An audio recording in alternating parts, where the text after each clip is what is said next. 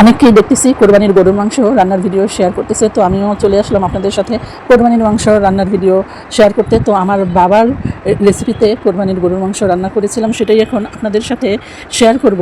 আর অবশ্যই জানাবেন রান্নার ভিডিওটা কেমন হলো। তো একটা প্লেটে প্রথমে 2 চামচ হলুদের গুঁড়ো নিয়েছে, তারপরে হচ্ছে 2 চামচ মরিচের গুঁড়ো নিয়েছে। তো এগুলো নেওয়ার পরে তারপরে এখানে হচ্ছে 1.5 চামচের মতো ধনিয়ার গুঁড়ো নিয়েছে। এখন এগুলো পানি দিয়ে একটু গুলিয়ে নিবে। তো পানি দিয়ে গুলিয়ে নিয়ে তারপরে এখানে দিয়ে দেওয়া হয়েছে 2 চামচের মতো আদা রসুনের পেস্ট। আদা রসুন একসাথে পেস্ট করে রেখেছিলাম। তারপরে এখানে নেওয়া হয়েছে 1.5 চামচের মতো জিরার পেস্ট। তো জিরার পেস্ট নিয়ে আবারও সব কিছু একসাথে মিক্স করে নেওয়া হচ্ছিল। তারপরে একটা কড়াইতে পরিমাণ মতো তেল দেওয়া হলো।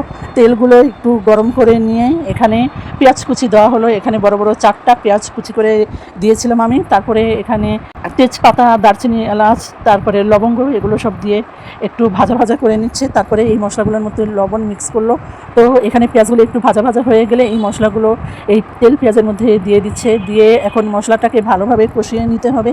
তো যে পর্যন্ত মশলাটা ভালোভাবে কষে না আসে সেই পর্যন্তই কিন্তু অনবরত নাড়াচাড়া করতে হবে, নাড়াচাড়া বন্ধ করা যাবে না। তো দেখতেই পাচ্ছেন মশলা কিন্তু কষে এসেছে। তো মশলা কষে এলে আগে থেকেই পরিষ্কার করে রাখা গরুর মাংসগুলো এখন মশলার মধ্যে দিয়ে দিচ্ছে। এখানে 3 কেজি গরুর মাংস আছে, 3 কেজি গরুর মাংস রান্না করা হচ্ছে। এখন এই গরুর মাংসগুলো ভালোভাবে মশলার সাথে মিক্স করতে হবে। তারপরে ঢাকনা দিয়ে ঢেকে দেওয়া হয়েছে। তো 10 মিনিট পরে ঢাকনা তুলে এখন গরুর মাংসটাকে ভালোভাবে নাড়াচাড়া করে নিচ্ছে। তো নাড়াচাড়া করে দিয়ে এটাকে আবারও ঢাকনা দিয়ে ঢেকে দেওয়া হলো। আর গরুর মাংসগুলো কিন্তু ভালোভাবে কষিয়ে নিতে হবে। ভালোভাবে গরুর মাংস কষালে তাহলে কিন্তু টেস্ট ভালো আসে। তো কষে এসেছে। তারপরে তো মাংস রান্না করার মাঝখানে কারেন্ট চলে গিয়েছিল। তো মোবাইলের ফ্ল্যাশ লাইট দিয়েই এই অন্ধকারেই মাংসটা রান্না করতেছিলাম।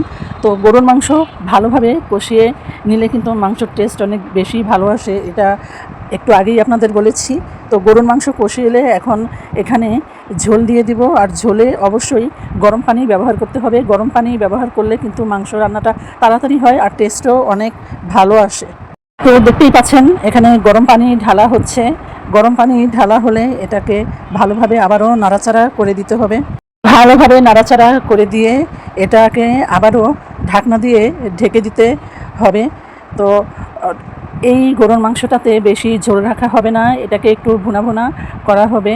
তো সবসময় তো ঝোল সহ গরুর মাংস রান্না করা হয়, তবে আজকে একটু ভুনা টাইপ করা হবে গরুর মাংস। আর গরুর মাংসের ভুনা খেতেও কিন্তু অনেক বেশি মজা। তো ঝোল টেনে আসলে নামিয়ে ফেললাম।